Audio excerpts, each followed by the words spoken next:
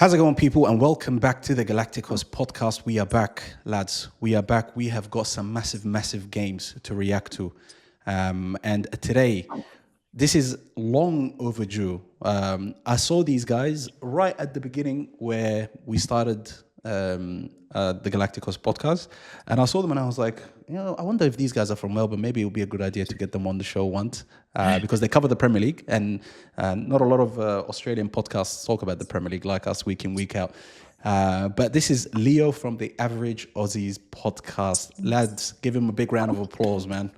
Long time coming. Arsenal fan, guys, by the way, just so he can give you more context. Abshir did ask him, Yucker is in or out, and he said in. And then we asked him if Bukayo Saka is, and I didn't even finish my question, and he said, don't talk about Saka. Don't even go there, boys. Don't even go there.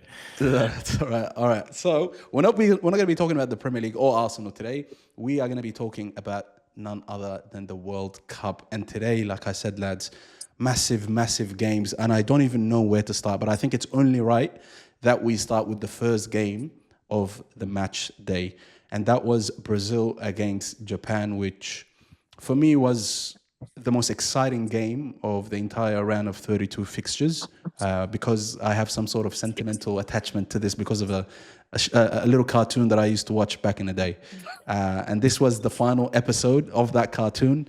And I was so excited. I woke up at 3 a.m, and this game did not disappoint. But I want to get started by speaking about Japan. And our resident Japanese expert, Sabir, has to kick us off today.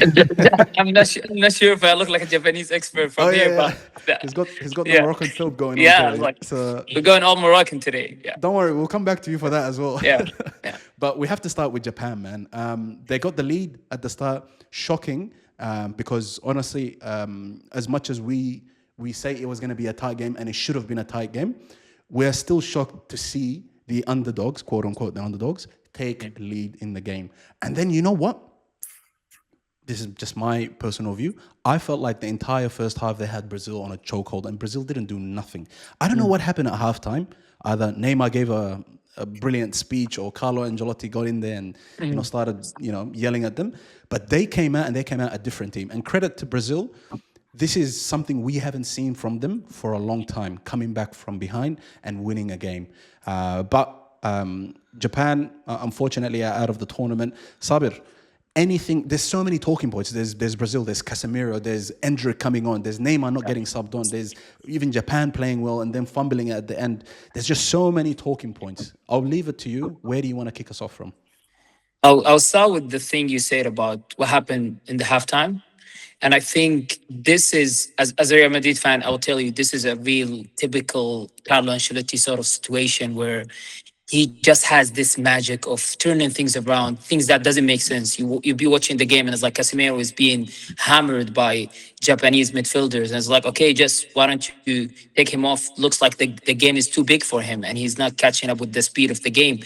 Then the second half, he scores the goal. Or like when he wants to sub someone in the midfield and it's like, okay, it's time to bring Neymar on. Then he brings Martinelli in a position that's not actually his position, but it works out. This is Ancelotti, like things that doesn't make sense, but it makes sense. But away from that, if we want to talk about the game itself, I think we saw some sort of like, it's like sort of a conclusion that comes from two different approaches. So in the first half, as you said, it felt like Japan had the game in their hands, although most of the time would say like Brazil had majority of the ball, let's say. But looking at the second half, when Brazil had majority of the ball, they looked more dangerous with it, because I believe that what happened in the first half was Japan giving the ball to Brazil by choice. It's like, okay, we want to play this sort of game. We're gonna beat you in the counterattacks. We try to be fast moving the ball forward when you have it, but at the same time, we're gonna make your life hard moving the ball forward when you have it. And you're going to struggle with it. And we're going to intercept the passing zones for you. And that's what they did in the first half. Second half, it felt like they couldn't even sort of catch up with the Brazilian players. And looking at it, it looks like the two halves will go in the same way somehow. But Japan had some sort of control over, even although Brazil had the ball, but Japan had some sort of control of the first half. It's like you playing our game sort of thing. But in the second half, it looked like Brazil had the ball and had the control over the game. And man, I have to say, Vinny Jr., man. It's Oh like, my days. this guy's crazy. This guy's crazy. Like, see, there is, and that's another thing about Carlo Ancelotti. There is something about him coaching Vinny, because once he start working with him, I think it's a mental thing, because we know that Vinny is one of the best dribblers, maybe the best dribbler out in the game right now, and he's one of the best players out there, maybe the best. I mean, I would say he's the best left winger in the game, but what, like, he always has this side of like his mentality where he cannot focus in the game. He makes these sort of like he zooms out of the game. He start like getting involved with all the like sort of like partings or talking with the other players, with the fans and this and that. But when it comes to Carlo Ancelotti, he always knows how to bring the best out of him. And I think he was this close to score maybe not even the best goal in the tournament, but maybe the second best goal in the World Cup history. I don't even know. That was Wow. brilliant. That was brilliant. Yeah. Yeah. No. What? There's some really good points there, and I wanna try to tackle one at a time. But Abshir, what did you make of this game, bro? What sort of stood out to you? I agree with Sabir. First half was a bit Japan saying, "Hey, come attack us, break us down. If you see what we can do, but we'll hit you in the counter." Playing as in Japan made Brazil play their game, but the second half was lovely. I was quite shocked that Brazil had pretty much the whole second half was all them, barring that random chance that the goal line clearance by Tomiyasu when the ball hit him. Yeah. Yeah. And then they had the counter from that where they could have just scored. Other than that, Japan was nothing. Second half whatsoever, and I was pretty impressed with Brazil. Even though first game against Morocco in this tournament, we were like, "Ooh, they're slowly building," and we'll see what they have. I like their run. Their run is pretty. Where is it? I'm gonna get up right now. Ivory Coast or nowhere next, and That's exciting. that's exciting for them. You know what I mean? Especially Brazil having the ball and possibly versing Norway or Ivory Coast team that's quite fast, Yeah. quite dangerous in the counter. But we'll see. Japan, last World Cup against Croatia, gave us a very nice game. Penalty shootout, they lost. World Cup before that, they were beating Belgium, and just lost in the second goal by Nascitelli. Maybe they're just the best bridesmaids. You know, just come and have a bit of fun. And at the end, you know you're gonna win. Yeah. I mean, this is something that I wanted to discuss. Leo, I think it's time to look. Japan is not really an underdog, but at the same time, like, I wouldn't, if I was Japanese, I wouldn't be going out and being like, I'm proud of that performance, or I'm proud of this tournament, this campaign. I think they could have come out with this. And you know what? If they came out with it, no one would have said, oh man, this is a big upset. I don't think it would have been as a big upset as much as, you know, people think, especially if you watch that game. And if they performed how they did in the first half, I think it's fair to say that Japan were a better team and they deserve to go through, wouldn't you say? Yeah, to be honest, I had Japan making the quarterfinals. I thought they'd go far, and to be fair, I thought they'd probably be able to do Brazil in this game. I don't think Brazil have brought their best squad, obviously, leaving João Pedro at home and all that kind of stuff too. I think Sevilla makes a good point. The Carlo Ancelotti factor, I think, is the thing that might get them further than what I expect them to get with that squad. But with Japan, yeah, obviously, you know their prowess. Like, I don't think I'd enjoy Australia playing Japan. I know they're such a disciplined side. You know, they're a good side. They play good football. So yeah, I guess bridesmaid is a good one because they do come to the comp a lot and they put on a good performance. They get a certain position and then it's all over for them. But yeah, I think in terms of, if I can just say on Brazil, we're talking about Gabriel Martinelli. I know we're not going to talk about Arsenal, but I love the fact that he gets put on as striker. To me, I think that's almost his position. So for him to score the winner there, I think that's a big play by the Don to put him on up top and let him run those channels and play that game, because I think that's something that suits his game. Yeah, I don't know if you guys remember in the 2022 FIFA World Cup Brazil call-ups, Neymar was watching the reaction of the manager doing the call-ups as they normally do. And then when he said Gabriel Martinelli, Neymar was like, like that. Like, yeah, in the last World Cup. And to think that now Neymar is on the bench watching him score the winner is wild, bro. How the story just flips like that. But it's such a it's I don't know, man. Like Brazil going through and Japan getting knocked out isn't something that I want Brazil to go through, but at the same time, I didn't want Japan to go out now. Nah. And it's a matter of this competition having so many teams, and then one side of the bracket being so packed, and the other side not having as much, which is the result of this having, like, even the Netherlands game, which we're gonna get to. You know, a game like that should be a quarterfinal game. You know, it shouldn't be so early on. But anything else about this game, lads, that you wanted to talk about? But Endrick, lads, we got to talk about Endrick, bro. Endrick, Finally. he should start this game, bro. It's time, isn't it, Sabit? Don't you think? Yeah, I was like, he broke the curse, sort of, like coming in halftime. He really But changed the game, wallahi. I think he did. I think he did well, because I think what Carlo Ancelotti tried to do was to have a striker who can press the Japanese sort of defense, and try to force them to pass the ball faster. Hassanin is here, by the way. Hey, Hassanin. Welcome. Welcome. Yeah. Those are mine. He's trying a new mic, so we're gonna mute him until he sorts that out. Let's continue. Looks like on, he's Sabit. trying a new mic, a new camera, a new everything, New Wi-Fi. a new Morocco jersey. Anyway, yeah. Yeah, literally. Can you guys hear me? We can hear you now, yeah. But your connection perfect. is so Perfect. whack. Yeah. Huh? Your connection is terrible. He's in jail. He's in jail.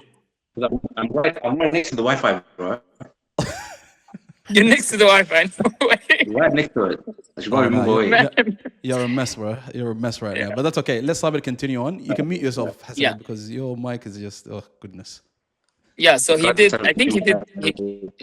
Just continue. Just continue. Man, you sound like a machine, man. Are you drowning? So he did it. I think he did a good job pressing the Japan defense. And just on Japan, I think at this point they are sort of building up this reputation of being good football, bad result sort of team. Because I know, like, they had a great run last World Cup against Spain, Germany, but when they came to the round of 16, they lost. And as Abshir mentioned, they also lost against Belgium before, and this is their fifth trial in the round of 16. I mean, let's say in their fourth game in the World Cup, and not going beyond that, because the fact that they've been in the round of 16, and even in Asian Cups, the last time they won an Asian Cup, that was 2011. So it's been 15 years for them not winning anything. And I think this is sort of alarming, because when you look at the big picture, there's nations that consider to be football-wise way smaller than them, like Qatar winning 2 Asian Cups, and so it's like they sort of like need one more push, because you're playing good football, but at the end of the day, if you're not delivering, you're not delivering, right? Yeah. I think it's mentality, something. They focus too much on anime. Start focusing on winning games and winning tournaments. You know, it's like there is something like in common between them and Morocco, but I don't want to jump into it. Maybe I'll mention it when we talk about Morocco later. But it just made me realize that sometimes these teams tend to sort of like play like too much, like sort of playing too much with their food. Like when they're on top of the game, they don't seize it. So that happened with Germany today and against Brazil too, and it was like they were this close of losing the game today. And I think Japan has the same thing of like, okay, we're playing all style, we're sort of cohesive unit, that we're gonna have some sort of like stability, but they don't seem to seize their moments when they have them. And if you remember the Croatia game, and especially the Belgium game 8 years ago, that was like they were 2-0 halftime. Yeah, that was Had wild. to seize the moment. But they keep playing the same way, and they maybe small tweaks, but they don't do enough. I think they could use more flexibility in terms of shape and in terms of tactics that helps them sort of like having that push and going through sort of like these small moments they sort of missing up. Yeah. Leo, I want to ask you just one last thing about Japan, because I think it's fair to say that it's been a disappointing campaign for them. But what is it? Because they seem to have the best low block defense or just game plan, maybe one of the best in this competition. And they played it really well in the first half. Second half, God knows what happened. But is it a lack of individual brilliance, or is it because that team, it seems like you can plug out anyone and plug anyone in, and they're just so good. You know what I mean? Yeah. Like there doesn't seem to be any like individual stars in there. That was the point I was actually going to make, is there's no real X factor, if you will, to that team that can actually carry a team and, push them through to go to that next level to score that winning goal, all those kind of things. So I do think they lack a bit of the X factor. And obviously the Japanese coach come out and praise like Dutch football and stuff like that against in the Netherlands game. I think sometimes, you know, to go to that next level, to play that total football kind of style and shake the discipline a bit and, you know, really push forward and bomb on kind of thing. But I do think they lack a bit of an X factor for sure. Yeah. Before we move on to the next game, Hassanin, we want to test your audio and your and your camera and your Wi-Fi one more time. Can you give us your thoughts on the Brazilian game, if you had any? To be honest, I enjoyed it. I enjoyed the Brazilian game. By the way, it's not the mic. I'm actually sick, bro. I mean, you think don't blame the mic. Of course. No Wi-Fi, no no, mic, no camera, no help. Your Bro, Wi-Fi is sick, come on. your camera is sick, No, and your mic is sick, guys. Yeah, there's a lot going on today. I'm actually late. I got the new mic and everything, but I need to set it up anyways.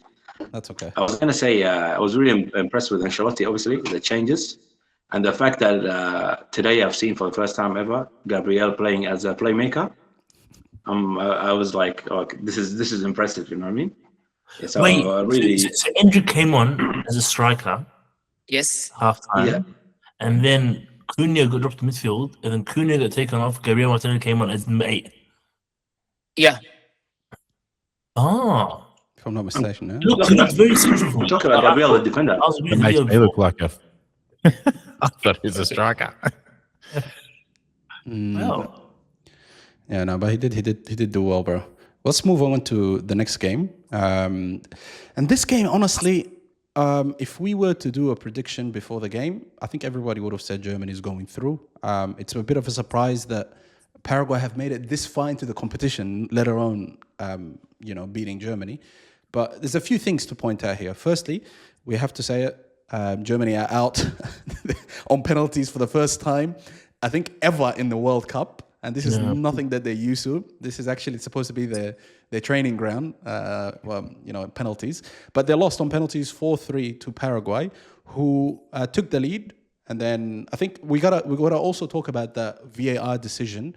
And I really want to get everybody's thoughts on this, to say, because I felt like it was a bit soft. And I've seen times where it's gone in the other direction. But just quickly on Paraguay, haram ball. Okay, we all know it's the most gut-off, disgusting ball that they play, and I'm fine with that. And you know what? They know that. They knew coming into the game that Germany would dominate possession. They're going to get 800 passes a half. They're just going to create chances, but they're just going to stay remaining and be disciplined. And then whenever they get a chance to go on a counter or long ball, they're going to try that. And they did it. And they did it perfectly. Now, I'm very disappointed when it comes to Germany. And I think this is the furthest they've gone in the tournament since they won it. So they got a group stage exit on 2018 World Cup, and then 2022 they got a group stage exit, and now this is the round of 32, which is pretty much the group exit again. Yeah, it's basically still the same, is it not? Still the same. It's a Nagelsmann, guys. I was speaking to Hasib before this. He's saying put him on the fraudulent list of managers. Okay, so I still want to get everybody's opinions on that. But we'll start with Leo. Leo, what did you make of this game? What did you make of Paraguay's performance and just Germany overall, bro? I genuinely didn't rate Germany at all. I think in terms of their team, obviously going out in group stages, the previous two World Cups, I don't know, there's just something about them that it didn't genuinely, I had no thinking that they were going to get any further than what they actually did there. So in terms of the performance, I mean, they did have that goal ruled out. Should it have been ruled out? I don't know. I'm on the fence with that one. So maybe they go through if that goal stands, you know what I mean? So I think overall their performance is just leaves a lot to be desired. I agree. Nagelsmann, I don't think he's a great manager. To be fair, I think they got just desserts for like how they've been playing, to be fair. Hassanin, you are a very well-known hater of Germany, as usual, and you hate the Bundesliga, and you hate every product that comes out of Germany. What did you have to say about this game, my bro? I was going to say, I agree with Hasib on this one. He's a fraudulent manager, obviously. But look, the performance of Germany is a reflection of the situation in the Bundesliga, unfortunately. Like back in 2014 when they won it, I remember it was 2013 or 2014, we had a Bayern Munich and Borussia Dortmund in the final in the Champions League. And even before that, 2006, like the Bundesliga used to be a really good league to watch, good football. But now they're more interested in selling 13 years old and 15 years old players. And every squad, probably the oldest player is like 17 or 18. So that's a true reflection of the situation in Germany. And they deserve to be to this game. No surprises there for To you? be honest, when it comes to the goal, I also thought, look, the goal, I think the goal should have been allowed, maybe, I'm not so sure. But look, this is an excuse that the Paraguayan can use. You, as Germany, 4 times champion, should not be making excuses like that. You know what I mean? It doesn't suit you well. Like, you should have won the game fair and square early on, first half or second half. And Nagelsmann, like, I'm really, really scared, but I think we're going to see a similar scenario with Thomas Tuchel at some point. Because the thing is, when you see a low block, like today, like the way Ancelotti broke down that low block of Japan, which was, I think, was way much more difficult to break down than compared to the Paraguayan one. You got to take lessons from that as a manager. You know what I mean? It's your substitution shouldn't be just a like-for-like player. Your oncoming players, obviously, they need to have some sort of impact on your formation. You know what I mean? You take a defender, bring one more midfielder, overload the midfield or overload the attack. Do something different. You know what I mean? If it's not working. But I noticed like there's a lot of these managers, the way they do things is, my plan works, it should work, it's the players. So they keep rotating the players. But the great managers like Jurgen Klopp and Guardiola and all of them, they don't actually blame the players during the game. They make changes. I mean, change the way you play, basically.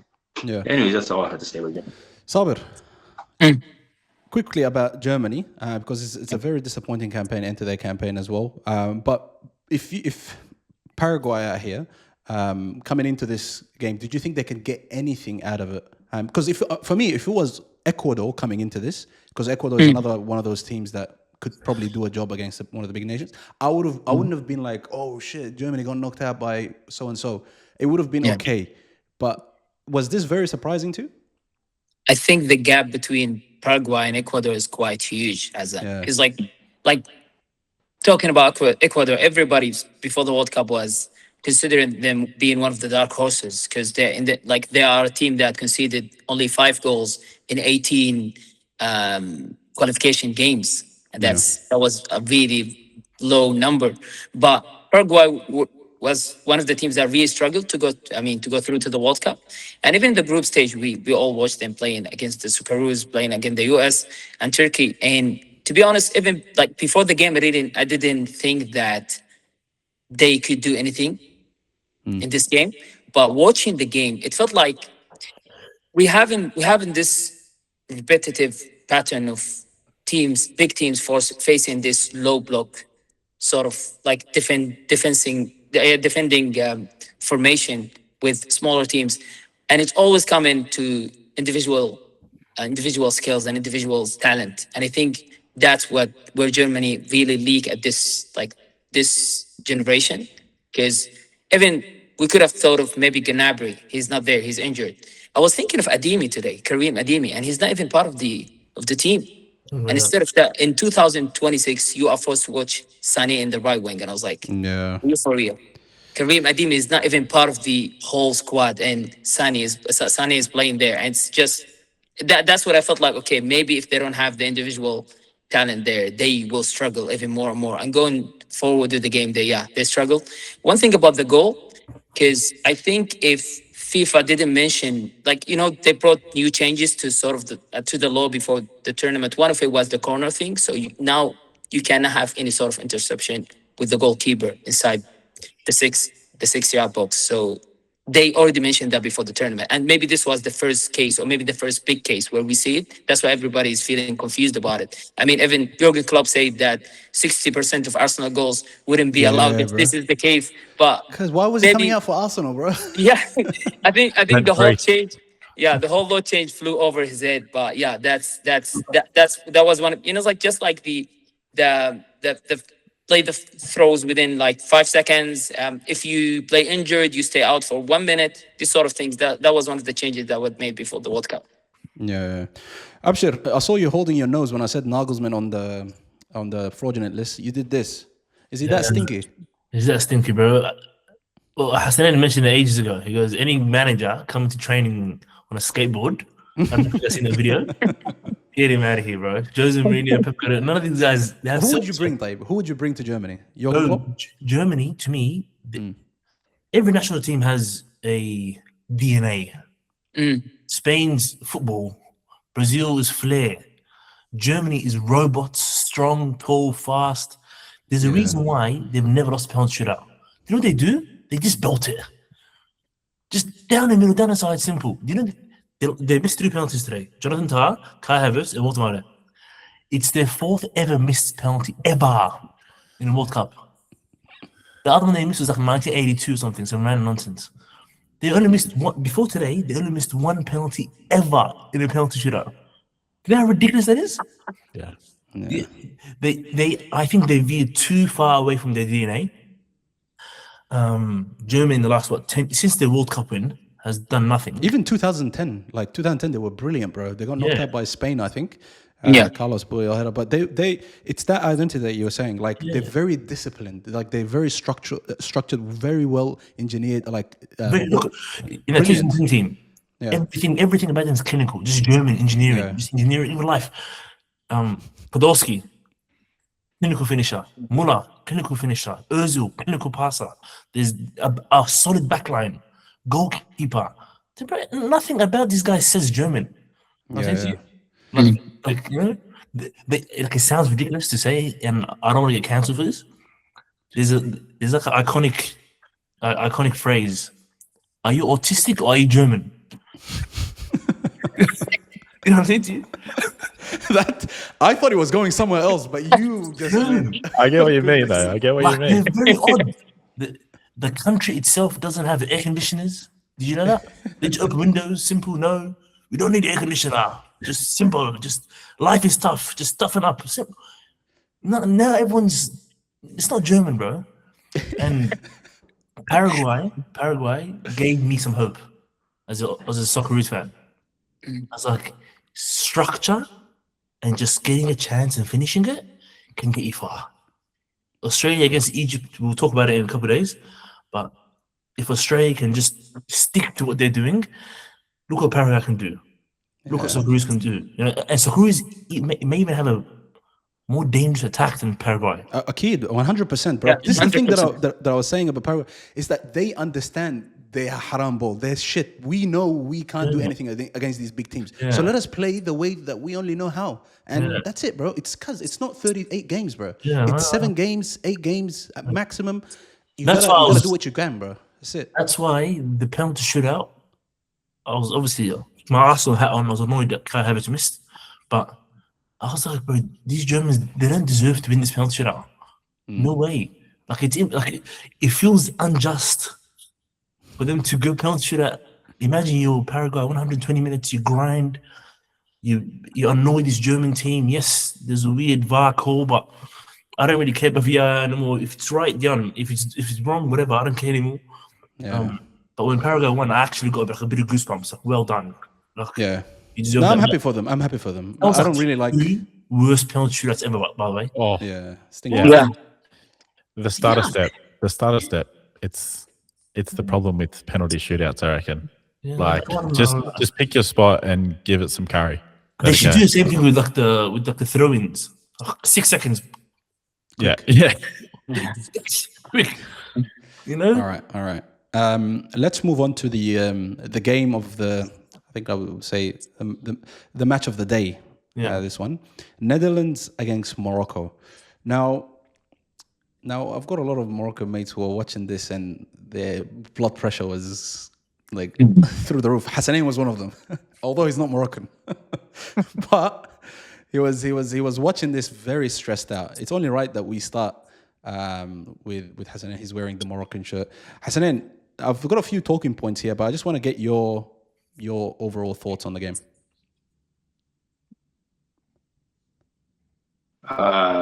Look, I was gonna say Morocco, please. We've seen it against Spain. We've seen against Portugal, and today we've seen against the Netherlands. We don't want any more penalty shootouts. Yeah, I've lost my hair. I don't plan to have as left. That's way too much stress for me, bro. That was way too much.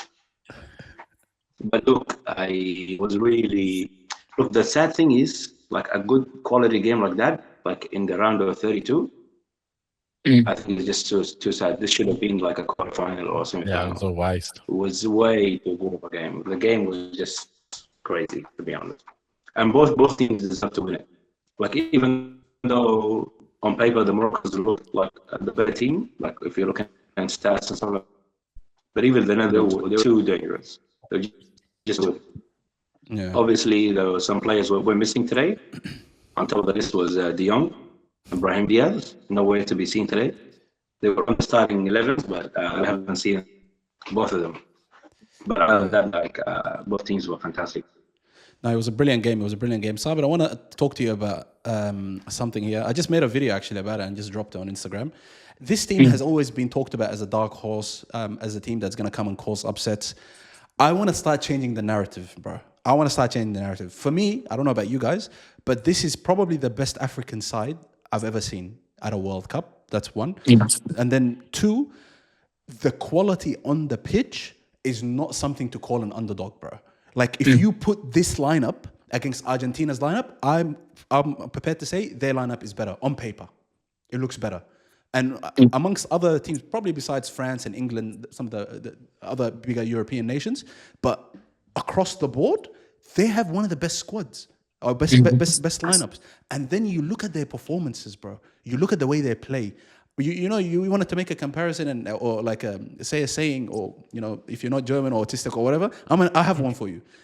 These guys are the Dagestanis of football, bro. They are so structured. They have so much passion because they have their parents watching them. How are you gonna stop that, bro? They're just too good, bro. Wallahi, they are brilliant. I want to get you actually involved, Sabir, on this. But for me, I just want to start changing the narrative. This is a proper team. Now, when we start looking at the group stages, whoever lands in Morocco's group, you're getting the work. Whoever's on Morocco's side, you're getting the work. If you're not France, if you're not maybe Spain on a good day, everybody else, you should be afraid.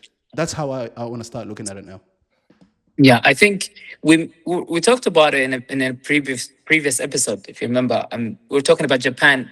I mean, funny enough, we're talking about Japan and Morocco at the same context. This happened today. We were saying, I don't know.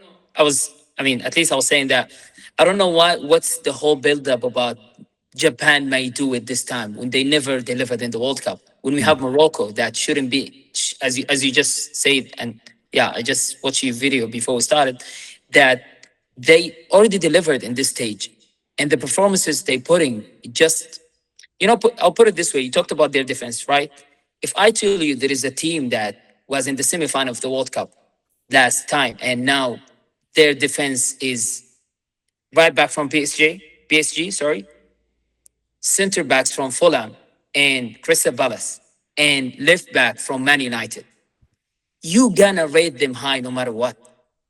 Because this formation, it just like going to midfield. They have a talent from Lille, which is considered, it's going to be sold for 100 million. Okay. He's 18 years old. They have Onahi, who plays in Girona. They have Alainawi. And by the way, this guy's really underrated. Really underrated. I'm like, yeah, Borday is nice and everything, but Alainawi is just up there. The AC Roma player. AS Roma player. Anyway, they're a good team. They're actually a great team. And as you say, at this point, we have high expectations of them. And I think the only thing that I have maybe, I won't say against them, but as I mentioned before, they're so chill with the ball. They're so relaxed. They're so sort of, they have their foot in the ground, but they tend to like not to take advantage of their, just as I said with Japan, they tend not to take advantage with the period where they're really controlling the game. Because we saw in the second half and the extra time where there was some periods where you feel like they're holding into the ball too much without trying to speed up the play on the wing.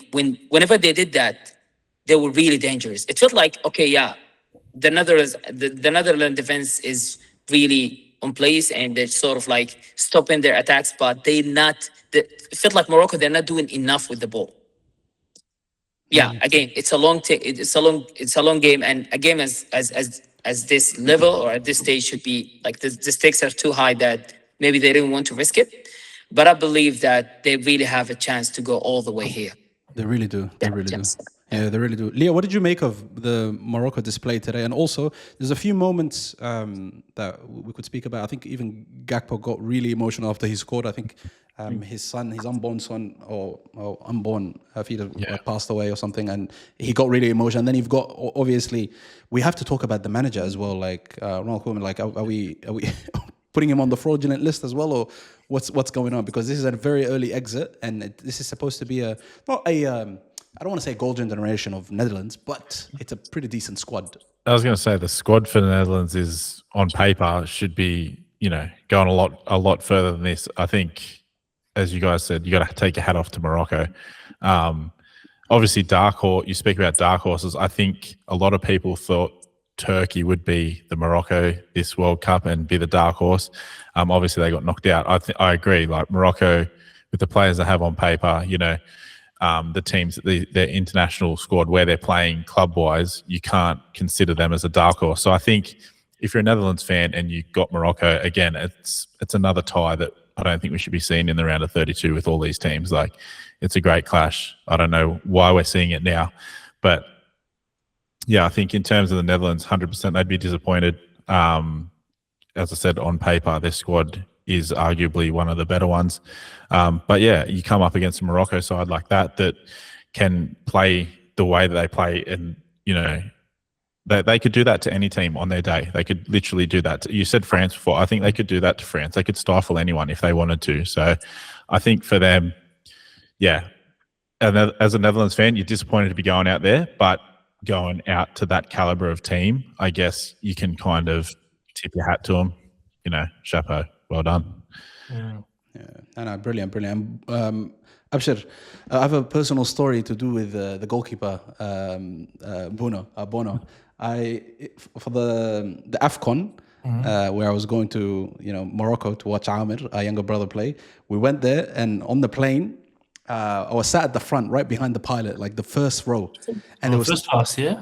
Yeah, there was not first class, but I was at the very front for some reason. There's no first class in it. It's like a Jetstar kind of AFCON plane, but you know what I mean. I was at the front, and then there's 3 pilots. So 2 of them, I think they had another shift. I mean, one of them came and sat next to me. And he's like, "Oh, you're going to AFCON?" I was like, "Yeah, I'm supporting Sudan. I'm with my brother playing, blah, blah, blah." And he's like, "Oh, really? Oh, yeah, that's good. I'm going to AFCON too. I'm going to go support Morocco." He's like, "Are you a Moroccan?" "Yeah, I'm going to stay in Casablanca." "Oh, shit, that's my childhood, suburb, whatever, city." And then I was like, "Okay, no, cool. Do you know anybody?" And then he's like to me, I'm actually best mates with Bono." I was like, "What?" He's like to me, "Yeah, I'm best mates with Bono." Here. And he pulled out his phone. He's his best man. At his wedding. Yeah, bro. And he then told me, guess what? He's married to his ex as well. Bono's ex. I swear to God, it's a mess. But Azam, this is the wrong podcast, Azam. This is the wrong podcast. I had to bring it up. Because when I saw Bono do what he did best, bro, this guy on penalties, lock her up, bro. He's actually unbelievable. Man, the risk he took with that penalty. Because the one where he was standing. He could have looked so silly if that one went in. It's like taking that risk. And you know what? He realized that the one before, he went to the right direction, but he missed it because it was a bit higher than he went for. So he decided to stand for the next one. Yeah. Man, that's brilliant. When you look at it, he is genius. Yeah, no, he's absolutely brilliant. Abshir, Morocco, you gotta say something positive. You gotta. You saw the sujood after they made the bowing down. Come on, bro. Come on. I'm just still a bit salty. Their parents. Come on. Their shenanigans. I'm a bit salty with the shenanigans. I'm salty as well with what they did with Senegal, but I like that still. I think I'm back. I hold grudges, not like you, bro. Yeah, I hold grudges. I didn't want them to win, but Netherlands, another World Cup, another penalty exit. Unlucky. And I think since 2010, when they lost the final, every World Cup they got knocked down penalty shootout. Yeah. 2014 Argentina, 2018 they didn't make the World Cup, 2022 Argentina, this World Cup Morocco. Boys, I do have a question for you. Sorry, with the penalties, Like, obviously, we've seen 2 stinkers of penalty shootouts today. Yeah. And then I don't know if you guys have seen the thing about the long-range shots from outside the box with this ball. Do you think it has anything to do with the ball? Maybe because the one that Timber missed was like a tackle. One of the guys. Yeah, I was gonna say the That same was thing. the Finish. I swear when you were talking, Sorry? when you were talking with you. about how bad the Paraguay and Germany shootout was, I was like, Timber penalty was the worst penalty I've ever seen. Ever Maybe seen. he was right. Maybe no, something to do with that- the balls because I've never seen this many mishit or ugly. Like 10 meters penalties. over the bar. Like, Yeah, you know what I mean? You're right. I never thought of that. Yeah, maybe. But yeah, Another Jubilani situation, you think? but Jabalani just moved in the air, but I think you could hear it clearly. This one, it just seems like everybody. Apparently, the designs are similar. Ah, It's like design 4 is- panels. Yeah. Instead of I don't like the know 10 much that about it usually is. aerodynamics. Yeah, apparently it's similar to Japan. I'm not an aerodynamics guy. I don't know, but I was annoyed Morocco won.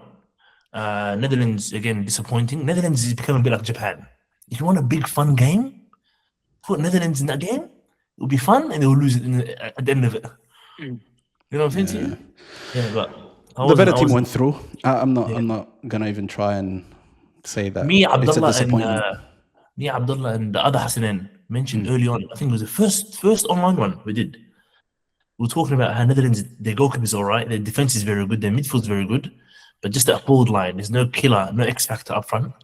There's no one there. I think that's what killed them today, as well. If Gakpo is your leading guy, something's wrong. Yeah. You know what I mean? Well, that was today's games, lads. I'm gonna move on to tomorrow's games because we've got. Can I say some- one thing? Abshir? Yeah, sure. Yeah. Go ahead. I was gonna say Abshir about today's game. Yeah, today this morning I was telling the boys and Sam and them, and I was telling them I'll nominate Gabriel Martinelli to the Ballon d'Or. Right now I'm changing my mind. I'm gonna give it to Issa Diop or Nusayr Mazraoui. Okay? No matter who you put up front, you can put a bunch of 5 attackers or the best goal scorers in the world. Nobody could have gone through them. They were unbelievable, especially Issa Diop. Oh my days. The best performance I've ever seen in my entire life for a defender. You are extremely biased. Get out of He's here, very bro. biased. I'm not biased, bro. Mazraoui, though. Mazraoui is very No, good. no. Yeah. Come on, man. Well, okay. Let's move on Even Diop was good. Let's move on to tomorrow's game because we've got some big games tomorrow, man. We've got these are the 3 games for tomorrow, lads, and I really want to get your predictions on this before we finish off. The first game is I think this one is gonna be a tight one, bro. Cote d'Ivoire against Norway. Abshir, why don't you get us kicked off with your predictions? What do you think the outcome of this game is All gonna 3 be? or just that one? Just that one.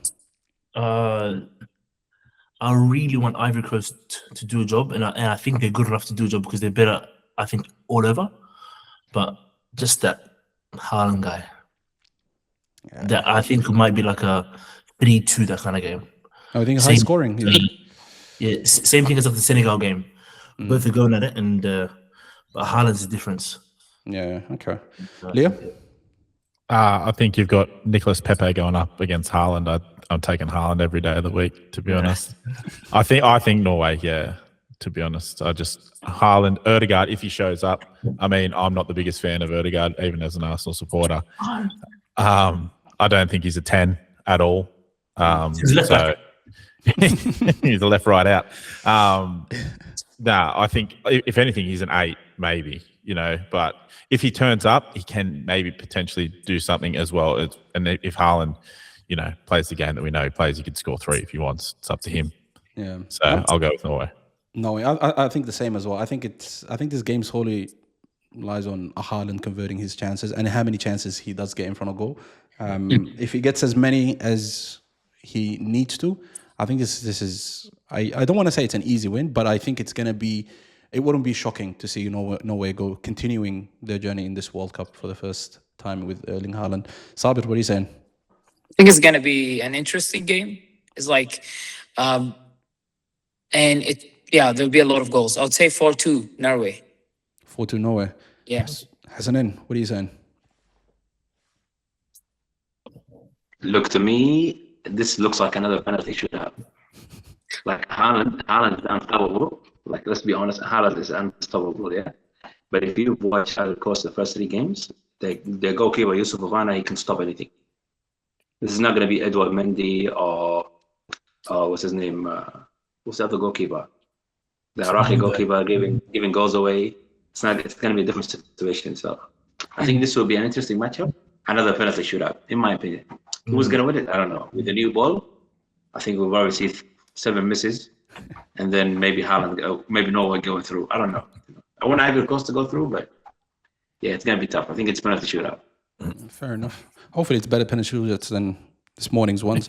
The next game, France against Sweden. Now, I'm disappointed that Sweden got France this early on as well, bro. Like, cause I was hoping that they could go a little bit deeper into the competition, but I don't even need your predictions for this one. I think it's just a matter of how many goals Mbappe decides to score and decides to give to the other guys. Yeah. Absolute dictator, bro. Damn, you're a bit weird, bro. I just realized. You think it's someone You want else? everyone to go far. That's No, not possible. I want some teams. Japan. I wanted Korea as well. South Korea. Do you guys see South Korea? By the way, they blurred their manager after the game. Yeah, did you know they send like a police escort to get him in the airport? He deserves it. I love them, bro.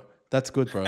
You know, why is always Koreans who are doing some wild shit in this World Cup? Remember the 20 I think was it 2010 World Cup where they told their country they won the World Cup? Yeah, that's North Korea. North Korea. Yeah. That's the other Korea. I know. I'm just saying Koreans are always doing some madness at this World Cup, bro. I think That one made sense. That one, the first game wasn't televised. They lost 2-1 to Brazil. The mic on. It's wild, bro. Yeah, and the they next lost game against Portugal, they lost 7-1. Yeah. I'm pretty sure North Korea have won the World Cup every year for the last 150 years in North Korea. Well, I think France is going to beat the same. It's just a matter of how many. If anyone disagrees, you can say so. But if not, I'm going to move on to the next one. Move on. Hassanin? Can I say something? Okay, go. Look, I personally, I love Alexander Isak. He means so much to me. I personally want Isak tomorrow.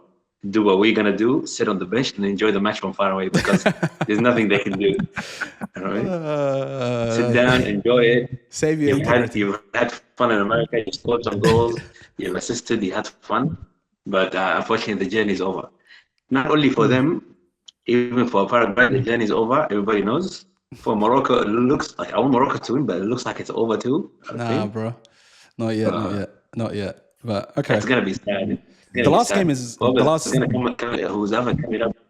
The last game is an interesting one. It's against Ecuador, Mexico against Ecuador. Now, I highly rate Mexico. And this is another team, Abshir, that I want to go deep into the competition.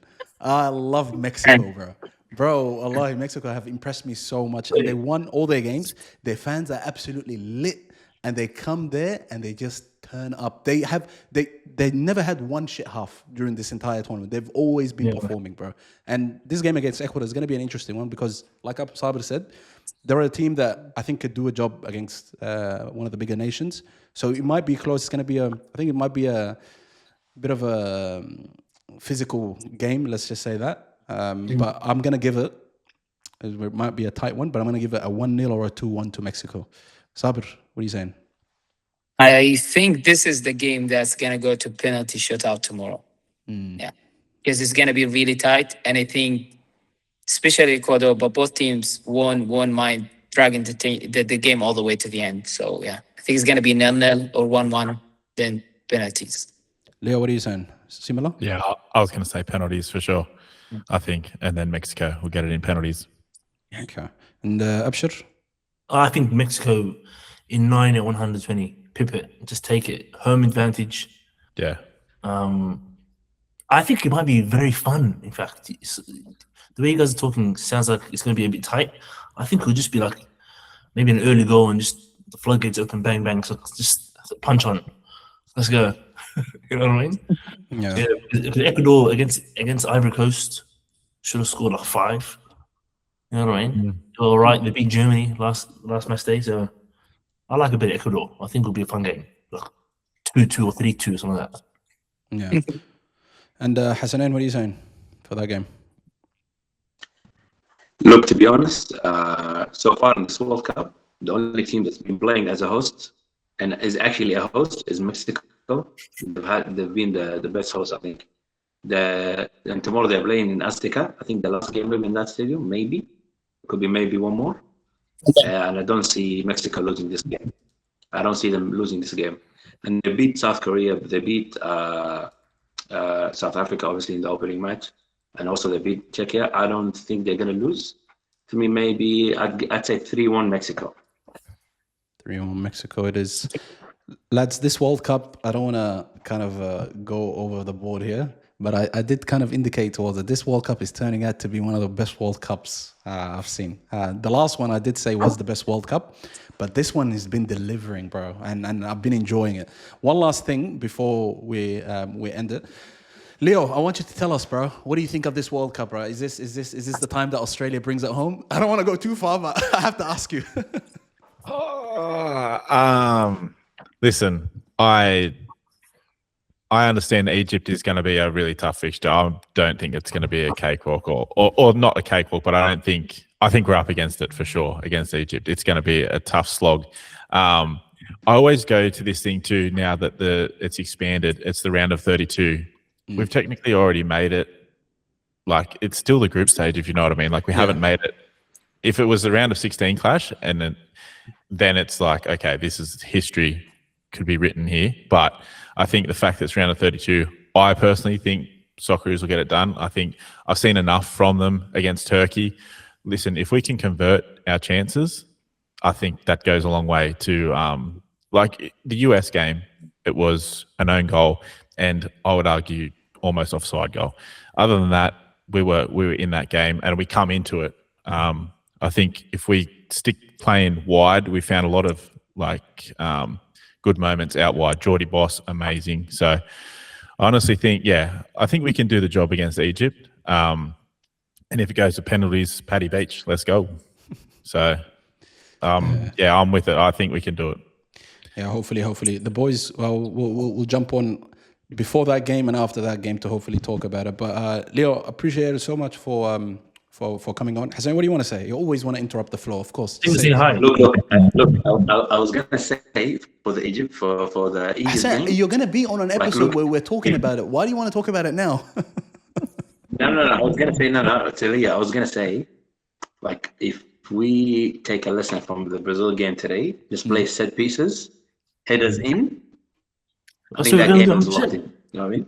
How do you fuck it? I just called Popovic before. I called Popovic before. I said, hey, 5-4-1.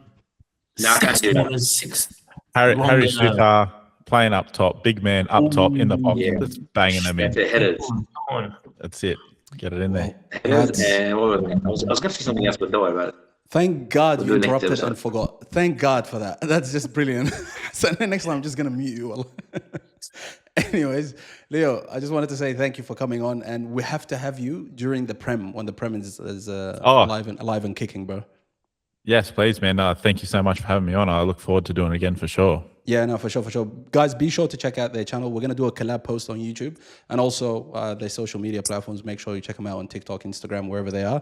And that's it for us for today. I will be back tomorrow, inshallah, with a big guest, hopefully, from the UK to have help us with our ball knowledge a little bit. But thank you guys for watching. We'll see you guys next time. Take care. Peace. All my niggas, we intimidated. All my they intimidated. Burn City, we intimidating. Got my young boy, he intimidated. All my shooters, they really aiming with them cold niggas. We ain't got no patience. Money talks in my conversation. One niggas, they are imitators. Ask my dogs, we intimidated. Ask my bro, we intimidated. How you poppin', no niggas hating, and I play the whole